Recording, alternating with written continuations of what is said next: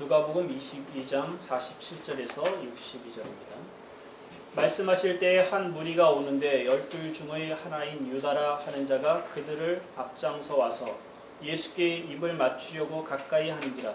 예수께서 이르시되 유다야 네가 입맞춤으로 인자를 파느냐 하시니 그의 주위 사람들이 그 된 일을 보고 여짜오되 주여 우리가 칼로 치리까 하고 그 중에 한 사람이 대제사장의 종을 쳐 그 오른쪽 귀를 떨어뜨린지라. 예수께서 일러 이르시되 이것까지 참으라 하시고 그 귀를 만져 낫게 하시더라. 예수께서 그 잡으러 온 대제사장들과 성전의 경비대장들과 장로들에게 이르시되 너희가 강도를 잡는 것 같이 검과 몽치를 가지고 나왔느냐. 내가 날마다 너희와 함께 성전에 있을 때에 내게 손을 대지 아니하였도다. 그러나 이제는 너희 때요 어둠의 권세로다 하시더라. 예수를 잡아 끌고 대제사장의 집으로 들어갈새 베드로가 멀찍이 따라가니라. 사람들이 뜰 가운데 불을 피우고 함께 앉았는지라. 베드로도 그 가운데 앉았더니 한 여종이 베드로의 불빛을 향하여 앉은 것을 보고 주목하여 이르되 이 사람도 그와 함께 있었느니라 하니 베드로가 부인하여 이르되 이 여자여 내가 그를 알지 못하노라 하더라. 조금 후에 다른 사람이 보고 이르되 너도 그 도당이라 하거늘 베드로가 이르되 이 사람아 나는 아니로라 하더라. 1시간쯤 있다가 또 한 사람이 장담하여 이르되 이는 갈릴리 사람이니 참으로 그와 함께 있었느니라.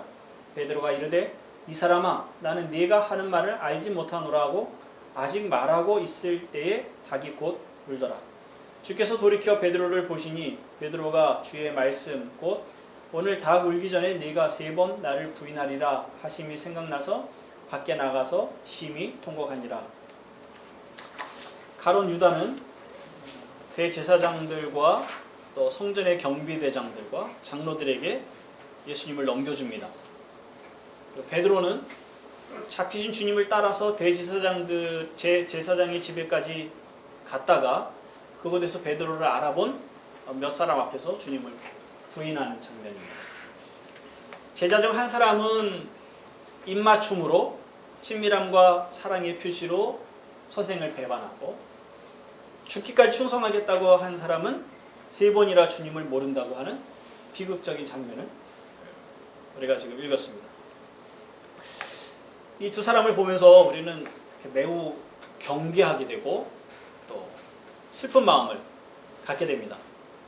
이런 생각을 하는 거죠. 나는 유다와 같지 않은가? 혹은 나는 베드로와 같지 않은가? 이런 질문들을 하게 됩니다. 그리고 그 질문의 답으로 나는 절대 아니야. 그런 확신을 보통 못하게 되죠. 유다도 제자 중에 있었고 베드로는 충성되어 내가 죽기까지 따르겠습니다 했던 그 각오를 가지고 있었던 사람인데 우리도 이들과 다르지 않지 않나 하는 생각을 하게 됩니다. 그래서 또 더 씁쓸한 생각을 하게 됩니다.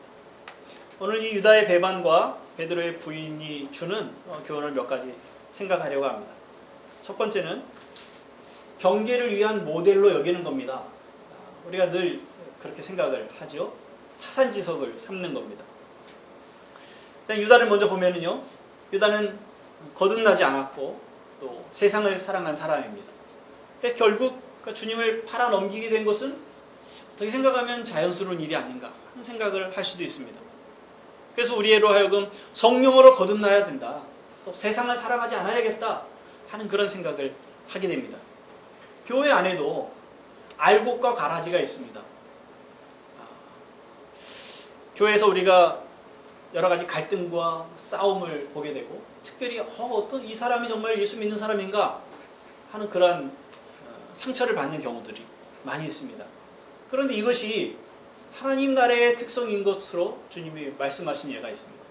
마태복음 13장에 보면 하나님 나라가 어떠하다라고 말씀하실 때 이런 말씀하십니다.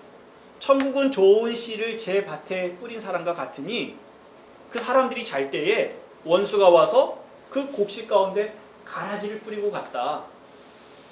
주인은 자기 밭에 좋은 씨를 뿌렸습니다. 좋은 식물들만, 좋은 곡식만 자라야 되는데 원수가 와서 가라지를 뿌리고 갔어요. 근데 그 가라지를 뽑아버리면은 그 자라고 있는 곡식마저도 해를 입기 때문에 그냥 놔두라. 추수 때에 가서 가라지는 가라지대로 모아서 불에 태워버리고 곡식만 걷어서 창고에 들이면 된다. 주인이 그런 말씀을 하십니다. 그는 교회 안에 있는 알곡과 가라지를 얘기하는 겁니다. 하나님의 나라, 우리가 완성하게 될 그 하나님의 나라에는 알곡만 들어가게 될 것입니다. 그러나 여기 아직 임하고 있는 하나님의 나라, 확장되고 있는 이 하나님의 나라 안에는, 그리고 우리가 몸담고 있는 교회 안에는 알곡도 있지만 가라지도 있습니다. 거듭난 하나님의 자녀요, 하나님의 백성도 있지만, 그러나 거듭난 척하는 유사한 그리스도, 유사한 그리스도인, 모양은 비슷하고 반응은 비슷하지만 그러나 속은 진짜 그리스도인이 아닌 이런 유사 그리스도인들이 교회 안에 머물고 있습니다. 물론 교회 안에서 일어나는 모든 갈등이 거듭나지 아니한 유사 그리스도인들에 의해서 일어나는 거라고 얘기할 수는 없습니다.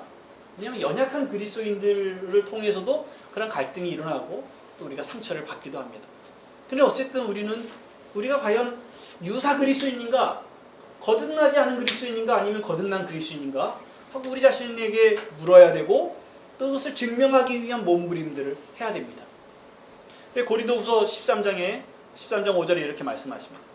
너희는 믿음 안에 있는가? 너희 자신을 시험하고 너희 자신을 확증하라. 예수 그리스도께서 너희 안에 계신 줄을 너희가 스스로 알지 못하느냐? 그렇지 않으면 너희는 버림받은 자니라. 굉장히 사실은 무서운 말입니다. 저도 이 말씀을 대할 때에 두려웠던 일들이 있습니다. 저는 20대 초반과 중반에 내가 하나님의 자녀라는 생각을 한편에서는 했지만 한편에서 과연 그런가 하는 생각을 하는 때가 있었습니다. 근데 이 고린도후서 13장 5절, 너희는 믿음 안에 있는가? 너희 자신을 시험하라. 너희 자신을 확증하라. 예수 그리스도께서 너희 안에 계신 줄을 너희가 알지 못하느냐? 알지 못한다면 너희는 버림받으느냐. 근데 정말 이게 제 문제였거든요. 그냥 가만히 있으면 내가 하나님의 자녀라는 생각을 했어요. 그런데 스스로 시험해보고 확증하려면 뭔가 이렇게 증명해낼 게 없는 거예요. 예수께서 내 안에 계시다는 것을 확고하게 말할 수가 없는 거예요. 그게 늘 두려웠습니다. 이 말씀을 한동안 피해 다니기도 했습니다. 근데 어쨌든 하나님께서 여러 시간들을 보내면서 하나님이 나를 자녀 삼으신 것이 분명하구나. 예수께서 내 안에 계신 것이 틀림없구나. 그래서 스스로 확증할 수 있는 그런 은혜를 주셨습니다. 여러분들이 지금 어떤 상황에 놓여 있는지 모르겠습니다. 겉으로 보면 알 수 없잖아요. 찬송하고 예배하고 말씀 들으면 눈물 흘리고 감사하고 감격하고 사람들에게 선을 행하는 일들은 가능합니다. 그러나 그 일들이 내가 예수 그리스도를 더 믿고 싶어서 그렇게 하고 있는 것인지 아니면 그리스도에 대한 믿음 때문에 그렇게 하는 것인지에 대해서는 알 수 없는 거죠. 여러분 자신을 시험하고 확증하셔서 그래, 내 안에 그리스도께서 계셔, 이렇게 말할 수 있는 자리까지 가셔야 됩니다. 만약에 아직 그 상황이 아니라면 고민하고 기도하시고 어떻게 해야 내가 그 확신의 자리에 갈 수 있는지에 대해서 묻고 성경을 탐구하고 은혜를 구하는 일들에 멈추시면 안 됩니다.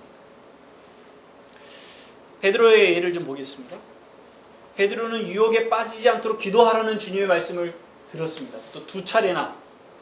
그런데 베드로와 제자들은 기도하지 않았습니다. 유혹에 빠지고 말았습니다. 유혹에 빠지지 않게 기도해야 하는 것이 제자들의 특징입니다. 성도의 특징입니다. 기도는 교회의 특징입니다. 지금 교회는 어떤지 모르겠습니다. 세상 사람들이 교회를 볼 때 교회가 기도를 많이 하는 곳이야, 교인들은 기도하는 사람들이야, 이렇게 평가되지 못하고 있죠. 다른 게 더 많이 부각이 되는 것 같아요. 말 많은 사람이라거나 아니면 믿는 대로 하지 않는 사람이라거나 뭐 이런 식의 부정적인 평가들이 많다 보니까 믿는 사람들은 기도하는 사람이야, 이런 평가가 줄어들었지요. 근데 사실은 믿는 사람들은 기도하는 사람들, 먹을 때도 기도하고, 뭔 일이 있으면 기도하고, 급한 일이 있으면 밤새고 기도하고, 새벽에 기도하고, 딱 만나면 기도하는 사람, 둘이 모이면 둘이 기도하고, 열이 모이면 열이 기도하고, 그래서 기도하는 사람, 그게 교회의 특징입니다. 기도는 하나님을 바라보고 하나님께 의지한다는 특징이 있습니다. 기도는 매우 중요합니다. 그때 베드로는 아마 돌아봤을 때 내가 그때 주님이 기도하라고 했을 때 기도했었으면 내가 이런 꼴을 안 당했겠다 하는 그런 아마 후회를 하지 않았겠습니까? 근데 그 후회를 우리도 우리의 것으로 생각을 해서 내가 기도한다면 내가 유혹에 빠지지 않겠지. 내가 기도한다면 이 문제를 헤쳐나가겠지 하는 그런 교훈을 우리가 얻을 필요가 있습니다. 기도는 깨어있는 것이라고 성경이 여러 군데서 말하고 있습니다. 깨어 기도하라. 기도는 깨어있는 겁니다. 자는 게 아니라 깨어있는 거예요. 아무리 훌륭하게 준비된 무장한 군사라 할지라도 그가 자고 있다면 누가 무서워하겠습니까? 그렇죠? 우리가 기도하지 않는 것은 무장한 군사가 자고 있는 것이다. 그렇게 생각하면 적합할 것 같습니다. 주님을 부인하는 일이 없도록, 유혹에 빠지는 일이 없도록 깨어 기도합시다. 유다를 통해서, 베드로를 통해서 우리가 이렇게 타산지석으로 삼고 교훈을 얻을 수 있습니다. 그게 첫 번째고요. 두 번째, 겸손하게 하나님의 섭리를 신뢰하는 겁니다. 하나님이 계획하시고 하나님이 이끌어가시는 하나님의 통치의 방법을, 통치의 일들을, 통치의 역사를 신뢰하고 바라보는 거예요. 하나님께서 하시는 일이지, 그러면 반드시 하나님의 선함이 드러날 거야. 이런 기대를 하고 바라보아야 하는 겁니다. 이 유다의 배반과 베드로의 부인, 이 그림을 이렇게 좀 한 발 뒤로 물러서서 보이면 이 전체에 흐르고 있는 하나의 중요한 어떤 배경이 되는 것이 있는데요. 그것이 바로 하나님의 주권입니다. 예수 그리스도의 주권입니다. 이 상황을 주도해 나가는 것이 유다입니까? 아니면은 유다와 같이 예수님을 잡으러 온 대제사장들과 장로들과 성전 경비대장인가요? 그렇지 않습니다. 아니면 베드로가 이 상황을 주도하고 있습니까? 전혀 그렇지 않죠. 베드로는 더더욱 그렇지 못한 상황입니다. 근데 유다나 지도자들이나 이 성전 지도자들이나 혹은 베드로가 이 상황을 주도해 나가고 있지 않습니다. 이 상황을 주도하고 계신 분은 팔려가고 있는 예수님이십니다. 유다가 입맞춤으로 예수님께 다가왔을 때 주님은 유다를 꾸짖으십니다. 네가 입맞춤으로 나를 팔려느냐? 그렇지만 주님은 거부하지 않으십니다. 제자들이 저항하는 것까지도 주님이 말리십니다. 잡으러 온 사람의 귀를 제자 중에 하나가 잘랐습니다. 베드로가 자른 것 같은데. 근데 그 귀를 주워서 도로 붙여주십니다. 그리고 잡으러 온 그 사람들에게 자신을 순순히 내어주십니다. 계획된 일이죠. 주님이 준비하고 계셨던 일입니다. 이 상황을 위해서 그 밤에 그 새벽에 하나님의 뜻을 위해서 기도했었던 거 아닙니까? 베드로가 주님을 3번 부인했을 때에 주님이 베드로를 쳐다보십니다. 베드로와 눈이 마주칩니다. 주님이 예고하신 대로 되지 않았느냐? 내가 말한 대로 되고 있지 않느냐? 하고 베드로에게 알려주시는 거죠. 그럼 그 다음 상황도 주님이 예고하신 대로 될 것이라는 것 베드로에게 암시해주고 계시는 겁니다. 이 모든 일들이 부정적으로 흘러가고 있어요. 실패하고 좌절하고 낭망하는 쪽으로 가고 있어요. 그럼에도 불구하고 이 일이 예수님의 주권대로, 예수님의 계획대로, 그의 의도대로 진행되고 있다는 겁니다. 하나님의 주권대로 움직여진다는 것은 꼭두각시가 되어, 우리가 꼭두각시가 되어 아무 의지 없이 움직여져 가고 있다는 것을 말하지 않습니다. 그 유다와 베드로가 자기의 의지도 없이 한 행동이기 때문에 도덕적인 책임을 면제받을 수 있다? 그렇게 말할 수 없습니다. 적어도 유다도 그렇게 말하지 않습니다. 베드로도 그렇게 얘기하지 않습니다. 성경은 그런 식으로 쓰고 있지 않습니다. 하나님이 주도권을 가지고 이 일이 진행되고 있음에도 불구하고 유다는 유다의 책임을, 그리고 베드로는 베드로의 책임이 있음을 성경이 말합니다. 체면에 걸리거나 나는 그렇게 하지 않으려고 그랬는데 내 몸이 제사장들에게 가서 협상을 하고 그들을 데리고 와서 예수님을 팔게 됐어. 혹은 베드로는 예수님 잡혀가는 것을 보고 내가 뭔가에 홀려서 그 성전 그 대제사장의 집까지 따라가게 된 거야. 근데 나도 모르게 내 입에서 예수를 모른다는 말이 그냥 튀어나오게 됐어. 나는 책임이 없어. 그렇게 말할 수 없습니다. 그건 상식적이죠. 근데 우리가 인간의 자유의지와 하나님의 주권을 어떻게 화해를 시키려고 애를 쓰다 보니까 이런저런 철학적인 고민들을 하게 됩니다만 우리는 사실 그걸 다 이해할 수 없습니다. 이해할 수는 없지만 그러나 우리에게 일어난 일들이 분명히 우리의 의지를 따라 움직여졌다는 것만은 우리가 아는 거죠. 그리고 그 일이 단지 우리에게만 맡겨진 것이 아니라 하나님의 계획과 그 주도권 안에 일어났다는 사실 또한 인정할 수밖에 없는 겁니다. 두 가지를 다 인정하게 되는 거죠. 얼마 전에 영화를 하나 봤는데요. 아동 성폭행 문제를 다룬 영화입니다. 소원이라는 초등학교 2학년인가 3학년 아이가 성폭행을 당했습니다. 그런데 이 범인이 만취 상태였다고 주장을 합니다. 변호인도 그렇게 주장을 하고 또 이 아이도 그 범인에게서 술 냄새를 맡았다는 증언을 합니다.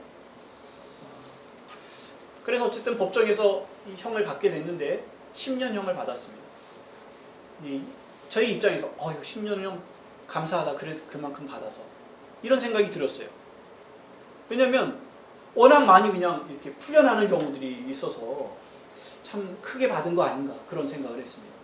그런데 10년형이 언도됐을 때 그 가족들과 이 주변에 있는 사람들이 아주 분노하는 장면이 있었어요. 10년이면 이 아이가 10살인데 10년이면 20살이란 말이에요. 그러면 이 범인이 풀려나서 보복할 수 있지 않느냐? 이걸 가족들이 다 걱정을 하더라고요. 10년으로는 안 된다.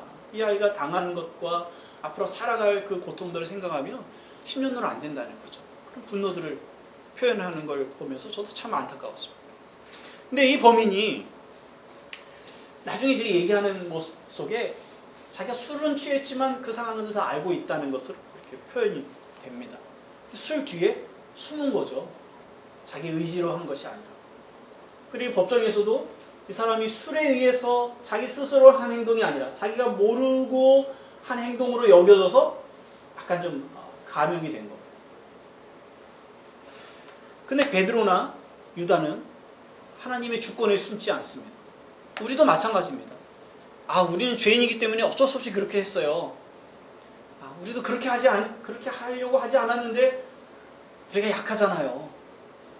그렇게 우리가 혹은 하나님께서 내가 이렇게 했기 때문에 하나님께서 선한 일들을 더 드러내시는 거 아닙니까? 예를 들어서 유다의 입장에서 내가 예수님을 팔았으니까 예수님이 고난을 당하시고 십자가를 지셨지요. 내가 한 악한 행동이 오히려 예수님을 더 잘되게 했으니까 결국에는 좋게 했으니까 저 잘했지요. 이렇게 말할 수 없다는 겁니다.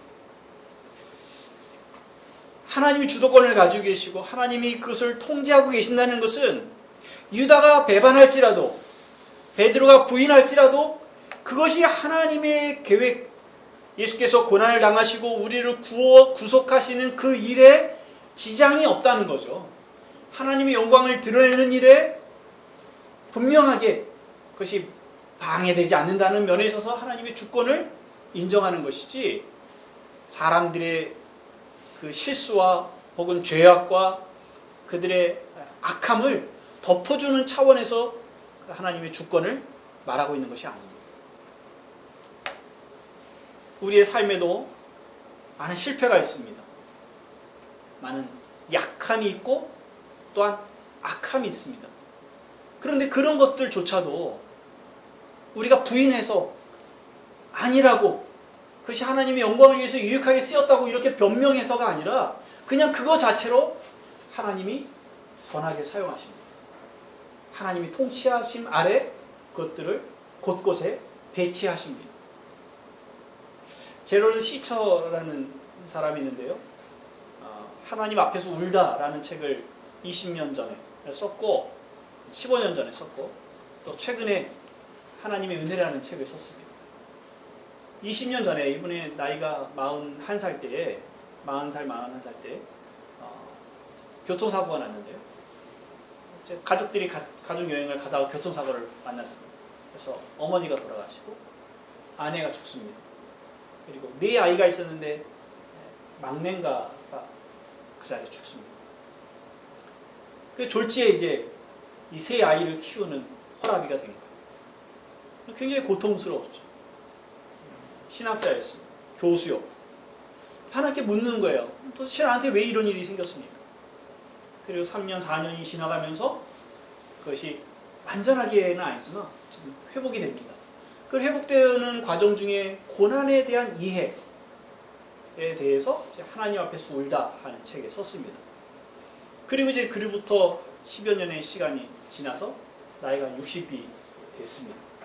60이 돼서 자기 20년의 인생 고난을 받고 아내와 어머니와 아이를 잃어버린 그리고 그 20년의 시간들 지내오면서 어떤 일이 자기에게 일어났는지에 대해서 다시 이제 책을 썼습니다. 그것이 하나님의 은혜입니다. 거기서 얘기하는 한마디 얘기는 자기에게 일어난 그 사건 하나하나가 고통스럽지 않다는 게 아닙니다. 그것으로 인해서 잘된 일들이 있습니다. 그렇다고 해서 그 앞에 사건이 잘 됐다는 얘기를 쓰는 것도 아닙니다. 그런데 그 모든 그 아픔들, 상처, 그 고통, 그 모든 것들을 통해서 하나님이 우리를 구원하시는 이야기 속에 담아내신다는 것. 한 개인을 구원하시고 한 가족을 구원해내시는 하나님의 큰 그림 안에 그 아픔과 상처와 갈등과 어려움들을 다 품어내셔서 전체 그림을 만들어가고 계신다 하는 얘기를 그 책에서 하는 겁니다. 그래서 우리의 인생은 구속의 이야기다. 하나님 우리를 구원하시는 구속의 이야기다. 그렇게 말합니다. 성경의 역사를 구속사 이렇게 얘기합니다. 구속의 역사로 얘기합니다. 성경의 역사뿐만 아니라 지금 이 세상이 시간이 하나의 역사로 지금 역사가 진행되어 가고 있죠. 이 역사는 성경에 이어서 하나님이 세상을 구원하시는 구원의 역사입니다. 하나님의 나라를 계획하시고 사람을 만드셨습니다. 그 하나님의 나라를 완성시키는 역사의 과정 가운데 우리가 들어있습니다. 이 가운데는 아담의 타락도 있습니다. 다윗의 범죄도 있습니다. 유다의 배반도 있고 베드로의 부인도 있습니다. 그리고 그 연장선상에 우리의 모습도 있습니다. 우리의 죄가 있고 우리의 실패가 있습니다. 과거의 큰 아픔도 있고 또 큰 범죄도 있고 지금 요즘의 삶 가운데 일어나는 많은 갈등과 죄와의 싸움, 씨름들, 고통과 절망 이런 것들이 다 그 역사 안에 들어있는 것입니다. 이런 시처의 관점이 성경의 관점입니다. 하나님의 주권 안에 그의 일하심 안에 우리의 삶 전체가 들어있다고 믿는 한 우리의 매일의 삶에 일어나는 모든 일들이 의미 있는 겁니다. 그것이 아픔이든 고통이든 죄든 선이든 그들은 하나님의 구원의 역사를 이루어 가시는 그 주도권을 흐트러 놓을 수 없습니다. 방해할 수 없습니다. 길을 다른 데로 길을 바꿔놓을 수 없습니다. 하나님은 하나님의 주도권을 가지고 그 일들을 이루어 가실 것입니다. 그런 중에 하나님 우리 개개인을 구원하시는 일에 그들을 사용하실 것입니다. 그래서 우리는 우리의 아픔과 고통을 통해서 그리스도의 고통을 이해하고 그리스도의 죽으심을 이해하고 그리고 그리스도의 고난에 참여하며 그 이후에 그리스도의 영광에까지 이르는 은혜를 받게 되는 것이죠. 우리 더욱 그리스도를 닮아가는 길에 서 있는 것입니다. 한 가지 더 이 본문을 통해서 받는 교훈은요. 주님이 상처 입은 치유자로 사용하신다는 겁니다. 상처 입은 치유자로 사용하십니다. 유다의 얘기가 아니라 베드로의 이야기입니다. 베드로는 다시 일어섭니다. 우리는 그것을 통해 주님이 포기하지 않으신다는 것을 알게 됩니다. 우리는 실패합니다. 그러나 주님은 실패하지 않으십니다. 우리는 포기합니다만 주님은 포기하지 않으십니다. 베드로의 실패는 예견되어 있었습니다. 그런데 그의 실패는 그의 인생에서 없어야 될 만큼 중요한 사건은 아니었던 겁니다. 이런 일은 도저히 그의 삶에 일어나면 안 됐던 어떤 사건인데 일어난 것인가요? 그렇지 않은 거예요. 일어났어도 될 만한 사건이었던 거죠. 그렇기 때문에 이게 허락이 된 것입니다. 그에게는 아픔이고 고통이었습니다. 그러나 이것은 유익한 일이었다는 겁니다. 베드로에게 있어서. 베드로는 자기 자신의 충성됨과 헌신 때문에 그의 열정과 강인함 때문에 제자로 부르심을 받았고 사도로 보냄을 받은 것이 아닙니다. 그는 주님이 네가 나를 부인할 거야 라고 말할 때 저는 죽기까지 주님을 따르겠습니다. 다른 성경에 보면은요, 다른 제자들은 다 주님을 버릴지라도 저는 그렇지 않겠습니다. 그렇게 안 하겠습니다. 이렇게 장담을 했던 사람이거든요. 근데 만약 그 장담대로 됐다면 베드로는 자신이 무슨 생각을 했겠습니까? 자기의 열심과 헌신과 충성이 그리스도를 따르고 제자가 되고 사도로 보내심을 받고 교회에 기초석을 놓는 중요한 일을 맡을 만한 적임자라고 스스로 생각을 했을 겁니다. 우리도 그렇지 않았겠습니까? 베드로 같은 이런 훌륭한 인품이 있어야 교회의 일꾼이 되는 거지.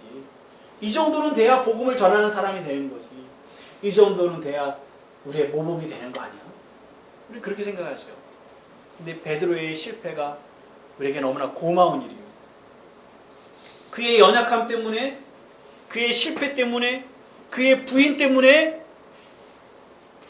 그리스도께서 그를 부르시고 세우시고 보내시는데 은혜가 있음을 알게 되는 거죠.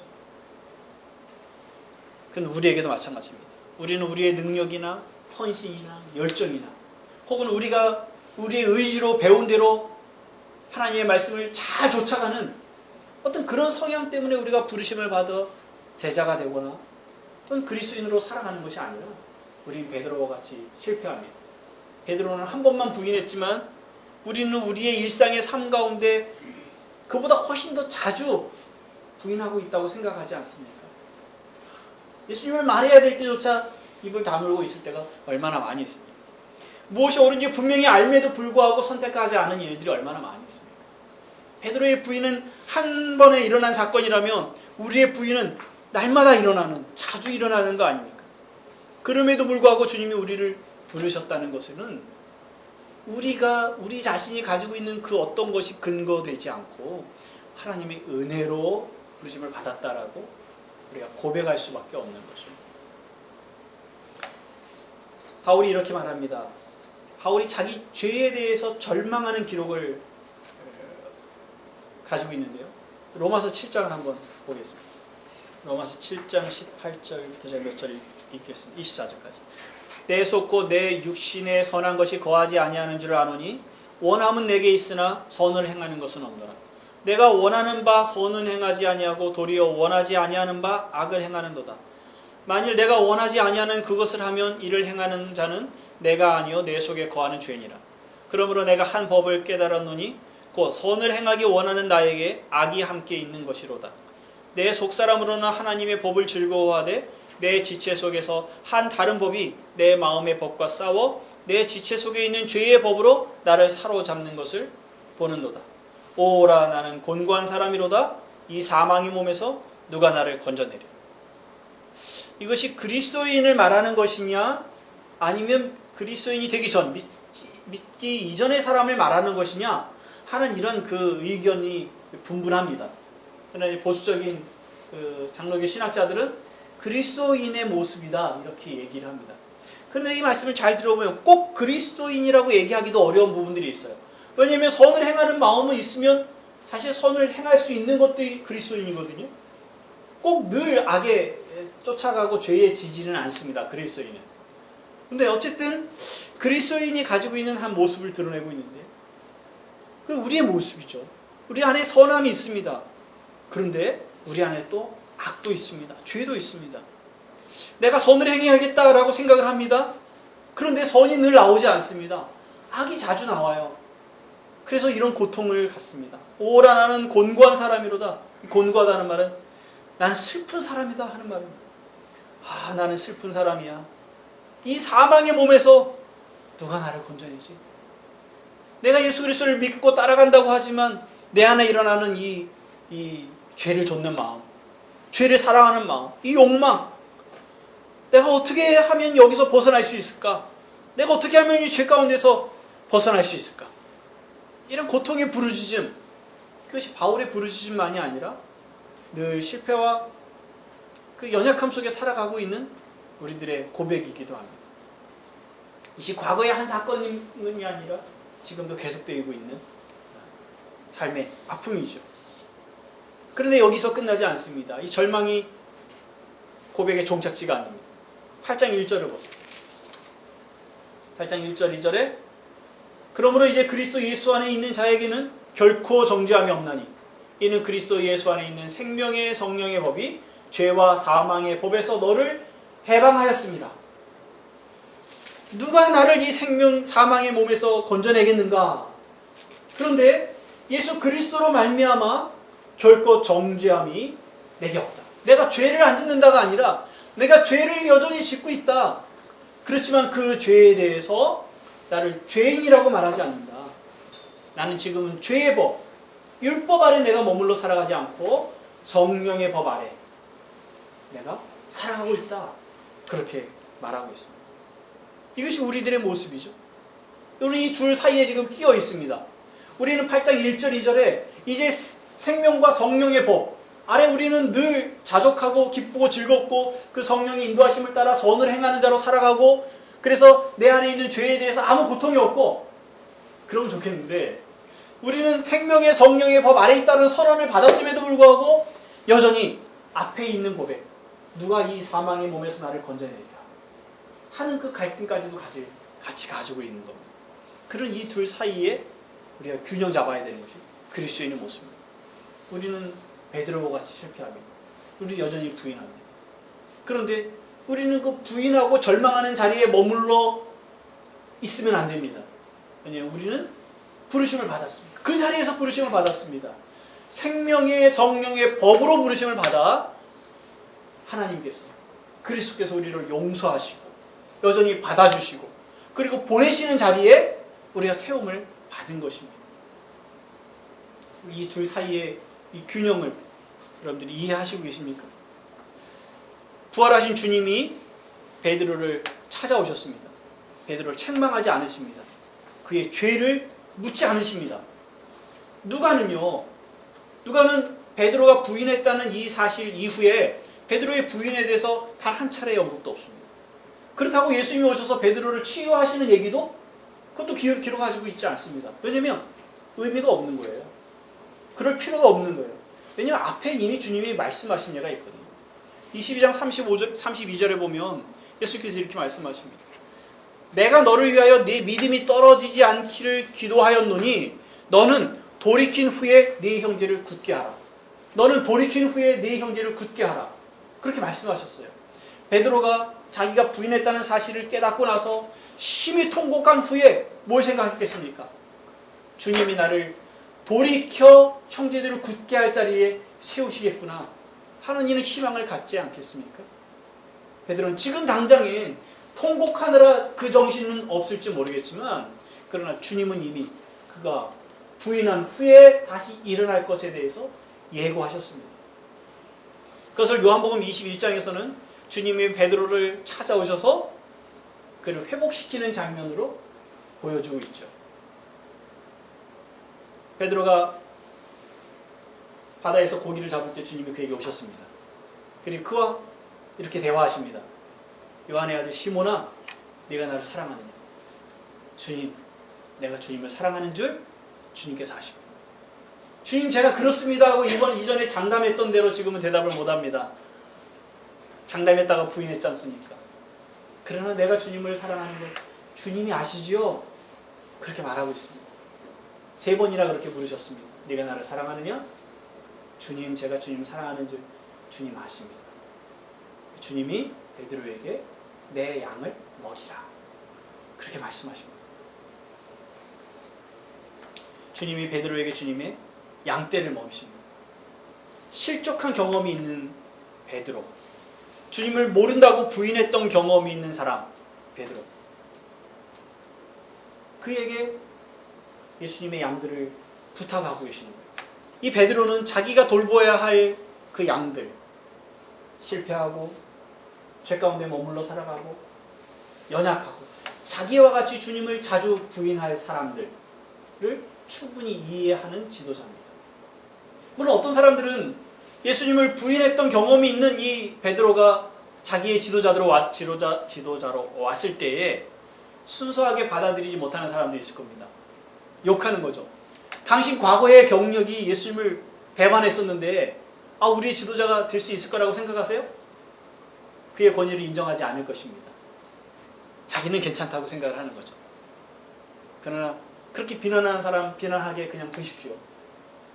베드로도 그냥 뒀을 겁니다. 좀 더 시간이 지났을 때 그렇게 비난했던 사람이 자기의 약함을 고백하고 베드로 같은 사람만이 자기를 이해해 줄 수 있다는 사실을 인정하고 그에게 오지 않겠습니까? 우리의 지도자, 우리의 앞선 사도는 베드로 같은 사람입니다. 우리 신앙의 선배들도 베드로 같은 사람들입니다. 또 여러분 앞에 서 있는 저 또한 베드로 같은 사람입니다. 예수님 또한 그런 유혹을 경험하셨던 분입니다. 그래서 우리의 약함이 무엇인지 아시는 분입니다. 여러분 또한 그런 실패를 경험한 베드로 같은 사람들입니다. 아직 절망 가운데 있으시다면 주님이 여러분들을 일으켜 세우시는 것을 보십시오. 주님이 찾아오셔서 여러분들에게 물으십니다. 실패했느냐고 물으시지 않습니다. 왜 그랬느냐고 물으시지 않습니다. 지금 나를 사랑하니? 이렇게 물으십니다. 여러분들이 여전히 주님을 사랑하고 계신다면 여러분들에게 주님이 일을 맡기실 겁니다. 일을 맡기신다면 고되게 일을 하게 하신다는 것이 아니라 동역자로 삼으시는 거죠. 인정하신다는 것. 제자로 부르셨으니 그 제자의 일을 감당할 수 있도록 세워주신다는 것입니다. 여러분들이 과거의 실패에 대해서 낙담하실 필요가 없습니다. 유다가 절망한 것처럼 그리고 삶을 포기한 것처럼 포기하지 않으신다면 주님이 여러분들을 끝까지 붙들어 주실 것입니다. 현재의 실패와 연약함 그리고 계속되는 죄의 싸움에 대해서 낭망하실 필요 없으십니다.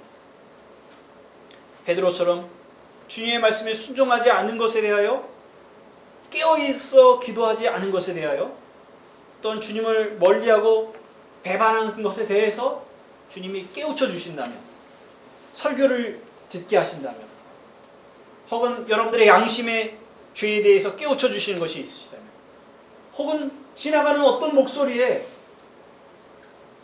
여러분들의 실패를 일깨우시는 어떤 사건을 만난다면 그렇게 닭의 울음소리를 듣는다면 심히 통곡하십시오. 그리고 주님이 여러분들을 사랑하셔서 다시 일으켜 세우시는 그 손을 붙들고 일어나시면 됩니다. 주님께서 우리를 우리와 같이 실패한 사람들에게 보내십니다. 그래서 그들의 희망이 되게 하시고 그들의 위로자가 되게 하십니다. 우리가 그들에게 가서 말할 수 있는 것은 그들의 죄를 묻는 것이 아닙니다. 그들의 연약함을 들춰내는 것이 아닙니다. 그들의 실패를 기억나게 하는 것이 아닙니다. 주님께서 당신을 사랑하십니다 하는 그 메시지를 전하는 것입니다. 주님 우리를 사랑하시는 것. 함께 기도하겠습니다. 하나님 아버지, 하나님 우리를 사랑하셔서 그 아들을 보내주시고 그리스도께서 십자가에 우리의 죄를 위해서 고통당하신 것을 생각할 때에 우리가 죄악 가운데 머물러 있는 것이 참으로 괴롭고 고통스럽습니다.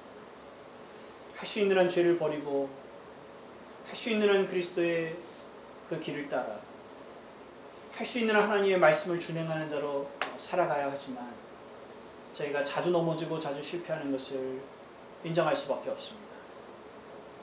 그런데 하나님, 이 모든 것까지도 우리의 실패와 우리의 죄악과 우리가 주님을 부인하는 것까지도 하나님 앞에 내려놓고 우리가 할 수 없음을 인정하고 오직 하나님의 이끄심과 역사를 만들어 가시는 그 하나님의 능력에 우리 자신을 맡기는 그런 믿음을 허락하여 주시옵소서.